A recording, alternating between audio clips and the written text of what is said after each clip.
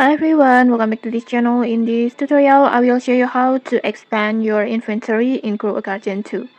So by default, your inventory has a limit of 100 slots for fruits like this. And if you are collecting lots of items, you will eventually run out of space. And so how do you get more inventory slots? First, just keep harvesting fruits and collecting items until your inventory becomes full like this. And in here you can see notifications on your screen that telling you that there's no more space available.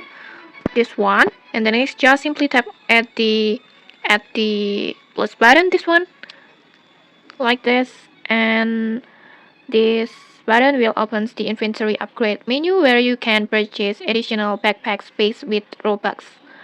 And this upgrade and the upgrade currently costs 79 Robux, so you will need some Robux in your account if you want more storage.